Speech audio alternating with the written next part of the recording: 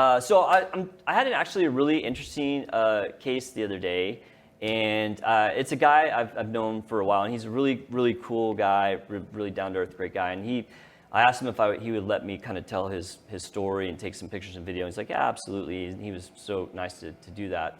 So I think you were saying we did a chest wound the other day, and I didn't even kind of think of that when I was coming up with this topic. Yeah. So this is a chest wound also, but it's a little bit different type of chest wound, and it's kind of a really interesting story. So I have some like really cool pictures and videos that I want to go. Yeah, so fixing a hole in the chest right there. So oh my god. Yeah, this is a big one, man. And the story is just. What part of his chest is that? Like his so it's by his collarbone? Yeah, it's underneath the collarbone. Yeah, there'll be a video to show it. So this guy is an older gentleman. He's close to 70 years old. And he had a very interesting kind of congenital anomaly of his chest wall. And because of this congenital anomaly, he actually had a prosthetic placed to kind of even things out when he was like a kid, like 10 years old or a teenager. So this was like 50 or 60 years ago that he had this thing placed. And I actually have a little video of the chest wall, which is just kind of interesting to see. So roll that next video there, Travis, if you would, good sir. Yeah, so this is a CT scan. So this is slices through the chest. The black areas in the middle are the lungs, and this is going from top to bottom. And you can see that the chest, which should be kind of circular or oval, has got this indentation on the right side, the upper right part of your screen, and that's the chest wall deformity that he had. And you can see actually the heart, which should be over to the right, is actually pushed over to the left, which is really unusual. You know, the heart's in a completely different spot than it should be. So really kind of interesting, you know, anatomy there. I'd actually got that CT scan before this wound got really big, because what happened was the guy got sent to my wound clinic, and he had this like kind of draining infection from his chest, and he knew he had this prosthetic, which is for all intents and purposes was like a breast implant. It wasn't exactly like that, but very similar. And so, when that happens, that you get an infected implant, it has to come out. So he got sent to me, and I initially got a different scan to say, okay, yeah, there's infection around this thing, we got to take it out. And so we took him to surgery, and I pulled that implant out. And the thing is, this thing was really big. And so when I pulled it out, it left this really big hole in this guy's chest. And also they'd placed some mesh there over the chest wall, which I couldn't really figure out why they did that, but I removed all the mesh I could see. And then, we wanted to do something simple. So we started some dressing changes to try and get this thing to heal in. And actually it worked really well. And so this guy's wound over the course of a couple months, which I know is a fair amount of time, filled in with tissue. And we thought we were kind of done with it. And then the infection came back. And yeah, it was kind of a real bummer, because we'd gotten it to the very end where he's like, okay, you're pretty much healed. Well, the infection came back, and I ordered another scan, and the scan showed a new area of infection that was kind of away from where we were initially. And so I was like, well, man, we got to take it back to surgery and open this up. And so when I took him back to surgery the second time, what I found is that there was actually more mesh in there than I had initially seen. Like it was kind of further up, and I really to this day not sure exactly what they were doing with all this mesh. But that mesh had gotten infected at some point, and it caused this thing to open back up. So I had to like make a really big wound to get all of this mesh out, because that mesh, once it gets infected, it's almost impossible to get the infection out. You have to take it out. Yeah. And so at the end of the day, he was left with a really big wound, which I got a video of the wound after that operation. Travis, roll that. Yeah. So as you can see, this is kind of right where his nipple would be, and that wound is big. It can be kind of hard to see. Is he awake? Yeah, he's awake. Yeah. What are we looking at? Like, is that muscle? So that's his chest wall. So you're basically looking at his rib cage right there. Oh wow. And you can even see like on the lateral side out to the right where there was like this dark area where the chest wall was kind of curving around to the back. Yeah. That is just so weird that you can like survive with that. Yeah, well, I mean, it's all superficial. Like, if you don't want to get through that layer at the bottom, because that's into your lungs, and that's really bad. Yeah.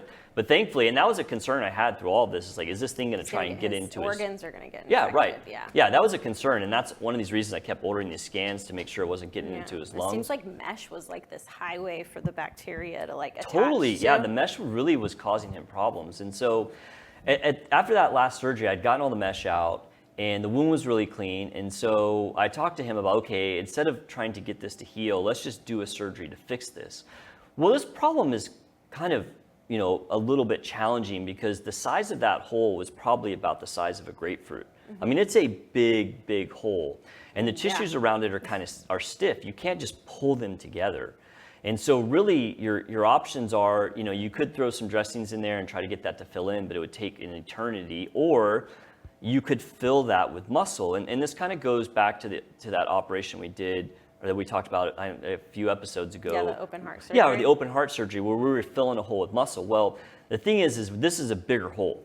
And so you need a really, really big piece of muscle. You also need some skin because he's got this big skin opening, it was really there. deep. Right. And so there is actually a way that you can accomplish all that. And it's by actually using a muscle off your back. So you have a muscle, the muscle is latissimus muscle. It's the muscle that helps you do a pull-up, right? Okay, yeah. Yeah. Well, that's actually a superfluous. lats. It's a superfluous muscle. I mean, you can totally live your life without a latissimus muscle. Okay. So what we do sometimes in plastic surgery for reconstruction is we borrow it. And we take it and we use it to do some purpose. And in this instance, I'm using it all that muscle to fill in that grapefruit-sized hole. Okay. And then using some skin over the top of it to fill the skin hole. So roll that next video, Travis.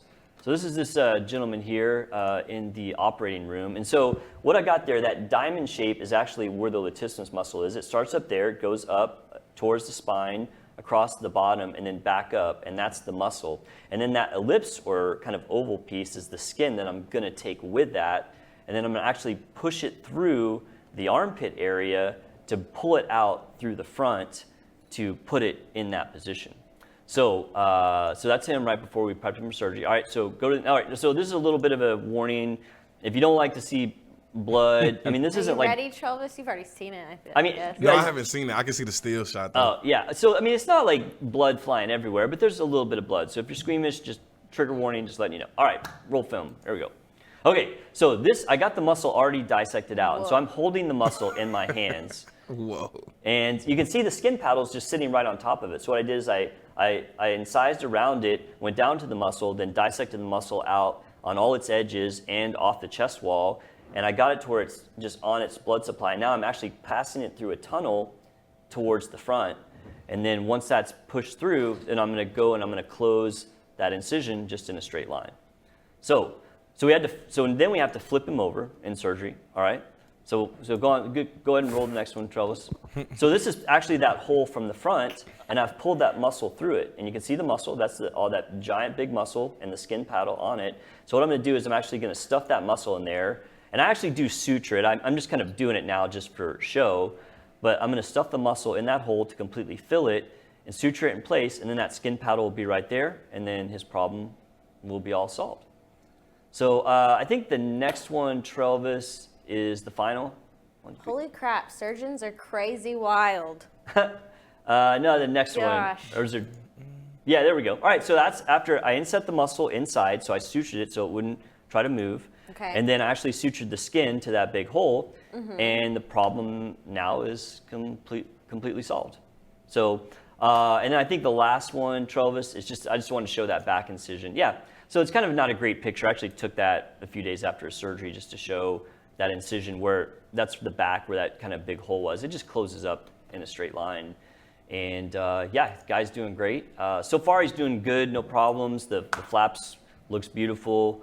I guess the only risk would be like long-term infection, but so far, knock on wood, he's done awesome.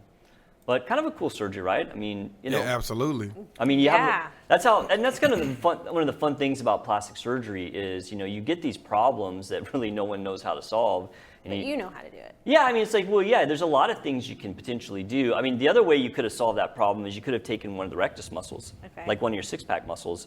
You could take that with a piece of skin and flip that up and use that muscle to fill that hole and also the skin. But the thing is that those surgeries are a lot more morbid.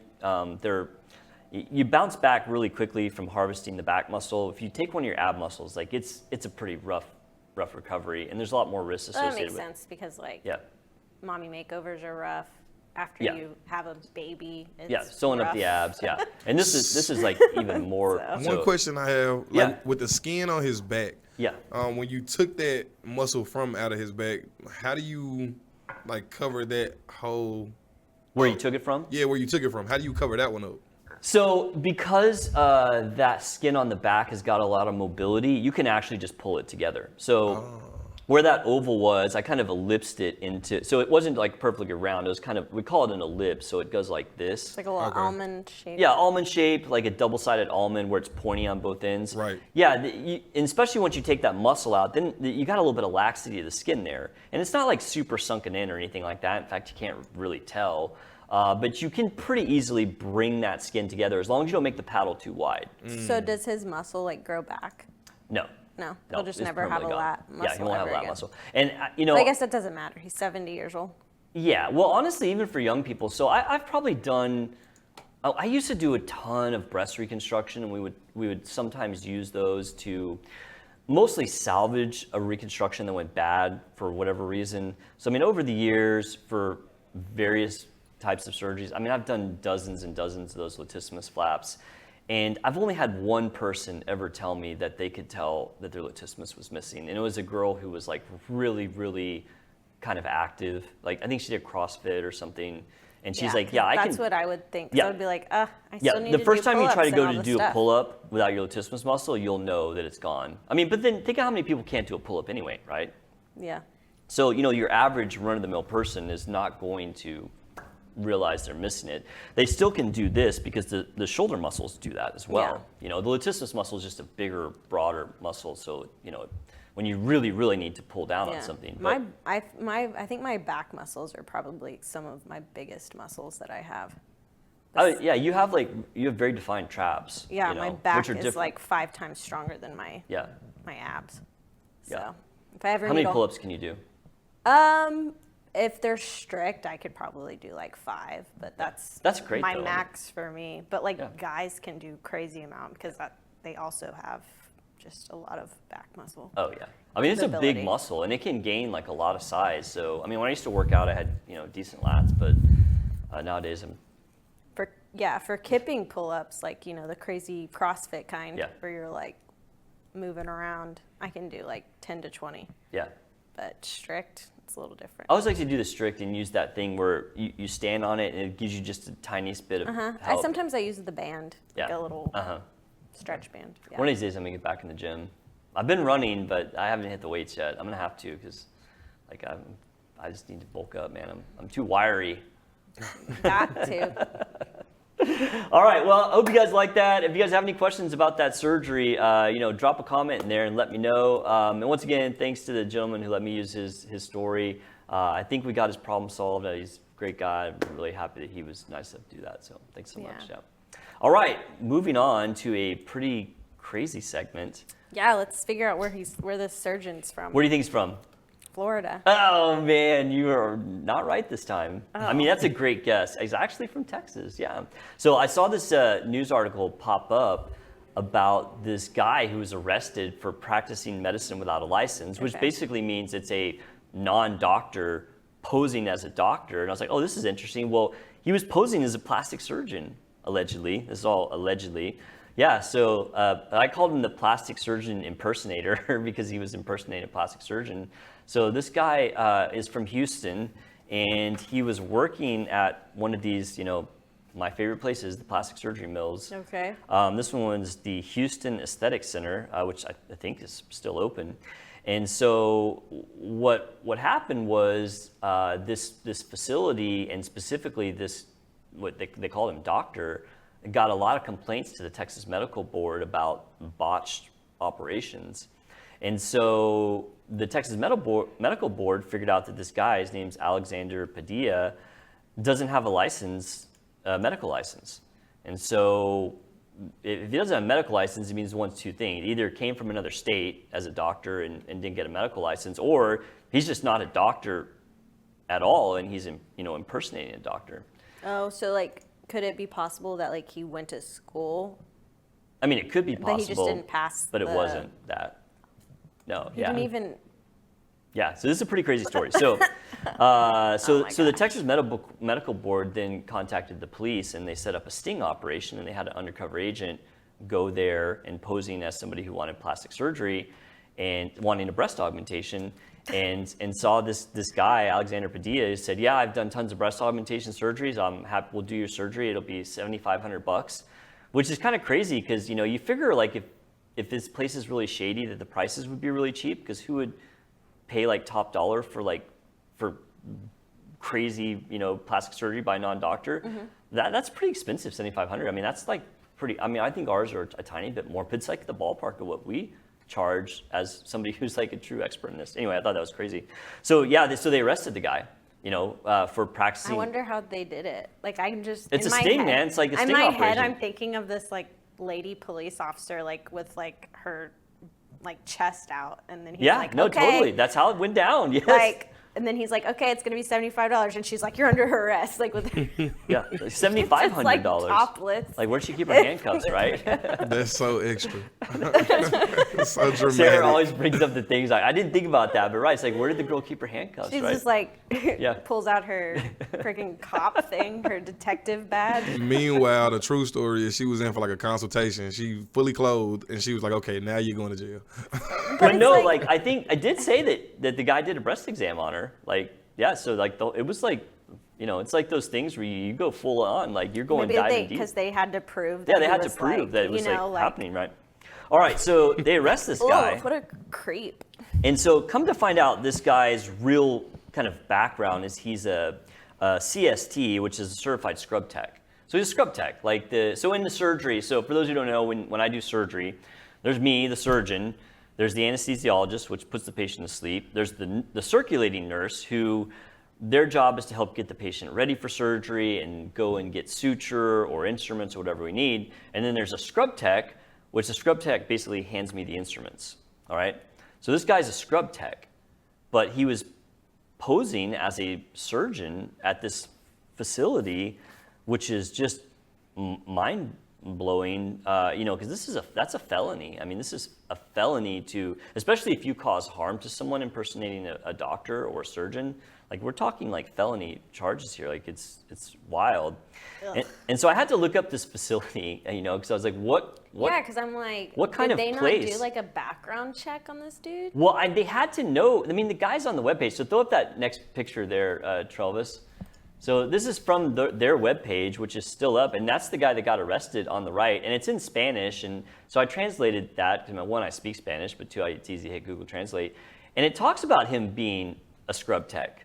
It doesn't say that he's a surgeon, but apparently he was doing surgery there. Well, they don't even usually websites, when they talk about doctors, they put their like how you say it says MD after your name. Like usually that's how doctors' names are written out with their I forget what with all their called. credentials on it. Yeah. So I looked at these other guys. So one guy, Dr. Giraldi, get a load of this. He's an internal medicine doctor. And he is a plastic surgeon. No, he's not a plastic surgeon. I know, but he's a plastic surgeon. He's doing cosmetic surgery as an internal medicine doctor at this facility. And then the other guy, Dr. Rivas, he's a general surgeon. I mean, at least he's a surgeon, but did not train in plastic surgery. I mean, I don't know. I mean, there are problems with the laws in a lot of states, and Texas included that. And then I guess they're probably a facility that does in-house. Right. Exactly. Surgery. Right. Sarah, you're so smart. Yes. These people can get privileges at a hospital or an accredited surgery center to do these procedures, because they're not. In order to get privileges at an accredited hospital or accredited surgery center, you have to train in a program that's ACGME, which basically is the governing board for what programs are legit. Mm-hmm. And you have to have a board certification in plastic surgery, which to get that, you have to train at an ACGME program. So none of those guys, even the... Well, it sounds like they cater to a certain demographic. Yeah, I don't know. So I mean... That's really... It's almost like they're preying on people's ignorance. Like they're preying on people that are vulnerable. Yeah. Yeah. They are. That, I mean, there's like like a verbal barrier. Right. So it's like they want to go to these doctors because they speak Spanish and all of that. So it's easier to communicate. Yeah, but it's like it's easier to communicate with what you want, et cetera, and they feel more comfortable. But at the same time, it's like they're just preying on this demographic. It's gross. I mean, I assume that this place will have to be shut down because it should. They were letting a non-surgeon do surgery. Like that's, you know, I have to assume that something else is going to happen outside of just this one guy gets arrested. I mean, you know, I don't know how they would allow this facility to keep running when they do something like that. But the problem is like there's just, you know, it's difficult, right? Because they don't. It's not like a hospital that the government can come shut down. Like I don't know how. That's why I say that there's not a lot of protection against places like this. And we've talked about this. That is so weird. We've talked about this a million times. That, you know, what an office does to someone who gives consent for it's very broad. You know, I mean, you got an internal medicine doctor doing surgery. I mean, that's insane. It almost kind of reminds me of like back in the Old West. You know, like. Dentist doing surgery. Oh, you got a bullet wound and I need to pull a tooth out? Yeah. All right. All right. Pull your horse up. Yeah. So yeah, it'll be interesting to see. I'm going to kind of follow that story and see if anything else shakes out of that. You know, it's kind of wild, and you know, it's kind of scary that it's, you know, happening in our backyard. You know, you said Florida, and we've seen, you know, stories like I don't know if we've seen a story this bad where like a non-doctor was doing surgery at like a facility. I want to find out about that doctor that murdered somebody in the bathroom at a. How did we find out about that? You. No, I know. What were you asking? Whatever happened? I want to know what happened to him. I mean, she's in jail for murder. I mean, I'll look it up. I forgot about that. Yeah, I mean that guy. I mean, I shouldn't say. Yeah, because I don't know. They said that it wasn't like for sure or something. Like they could. I mean, they have video of him entering the building when the guy died, and him exiting with a big tarp with something wrapped, like the tarp wrapped around something, which you assume is a body. And they found the guy's blood in his car. I mean, I'm not like a lawyer, but it sounds like a pretty open and shut case. I'll look that up. Yeah. Real quick too. Cindy Hermann, she said she's 100% out on the trench foot segment. She said, just saying. My wife hates feet, so. Oh, really? Oh, yeah. She's got a phobia. I can make her cry by putting my feet on her. Oh, no. Yeah, it's terrible. Yeah. That's interesting. You have to sleep with socks? No, if I put my feet on her, like, she'll start kicking me, yeah. It gets violent, yeah. It gets violent. Yeah, I mean, if I, like, hold her down and put my feet on her, she'll cry, like, tears, like, the whole thing. I mean, I wouldn't do that, but, I mean, I have, like, maybe once or twice. Like, big tears. Halloween would be the perfect time to play, like, a foot prank on her. A foot prank. Like a, you know, like a cut-off foot and, like, put it in a punch bowl and she, like, No, what if you went for Halloween next year, it's just a big foot? A big foot? I don't know. I don't think she would like that. My wife, she's kind of got a weak stomach, too, like. One time it was so fun. And she's in the medical field too. Well, it's weird. Like she can do like surgery. Well, she doesn't do surgery anymore. But when she was an OBGYN, she was doing surgery. It's fine. But then one day we had a turtle in our yard, and like the sight of the turtle was making her vomit. It was so funny. Like, I mean, granted, it was a scary turtle. Like it was a snapping turtle, right? So they're like prehistoric looking. And my wife's like, like toads. Like she will. Like stuff that it's just like so creepy. Funny. I guess she thinks feet are creepy. The turtle was just disgusting. Dude, I've never heard of that reaction to a turtle. Oh my god, it's so funny. I think I have a video somewhere of her like all getting. I can think about are those cat videos. Whenever you like give you show like a cat like something you're eating, and like the cat goes like that, and it like makes the noise. Yeah. Oh my god. The cat will just like lightly smell the food. Yeah, I mean, I love my wife to death, but certain animals, man, like just set her off. One time I was walking. I'm guessing snakes too. Not as bad, but like we get those little newts, I guess, or little lizards. They're not lizards. They're newts or geckos. They're geckos. Oh, okay. Yeah. And they're kind of like white sometimes. Yeah, they're white or peach color. So we get them all over our house. And one time I was walking through the door and one fell and it landed on my neck and it started like running around my neck. And she freaked out. Like, I thought she was gonna like have a heart attack. She's like, burn it, burn you too. He's like, I'm gonna have to divorce you now. No. You got a gecko on you. Oh But god. anyway, yeah, the turtle incident was That's probably my favorite. That's funny. Even like if I talk about the turtle, she's probably at home gagging right now. She's already turned it off. Yeah, she's like, I'm not hearing about that turtle ever. She's like, unsubscribe. Next week, I'm gonna bring a picture. I took a picture of the turtle. It was a very scary turtle, but I don't know. I can see that. Like, just creepy stuff makes her gag. Yeah. That's It's hilarious. So funny. Creepy things. Interesting. We got off on a tangent there, but yeah, the feet. Yeah. Anyway, pretty crazy case. I'm going to follow up on that because it'll be interesting to see what happens. I mean, just getting these news reports from these various outlets are talking about, it's still kind of early, so there might be some more stuff shake out from that. But yeah, you got to be careful. Like, so what's to learn from this? I mean, you got to do your research. Like, if you're going to have surgery, you have to make sure that your surgeon is actually a doctor. Number one, that's important. But also very important is make sure they're board certified. And board certified in the specialty for which you're having done. Is there like a website you can go to? Yes, there absolutely is. The American Board of Plastic Surgery. You can look it up. So if you go like put my name in there, it says, yes, Dr. Hermann's actually a board certified plastic surgeon. He's legit. So that's a great resource and a very good point. Sarah, thank you. That's why we have you here, among many other reasons. So. All right, guys. Thank you guys so much for tuning in. We really, really do appreciate it. Please hit that like and subscribe button. Leave us a comment. We want to hear from you. We'll see you next week on Nip Talk. Bye-bye. Bye.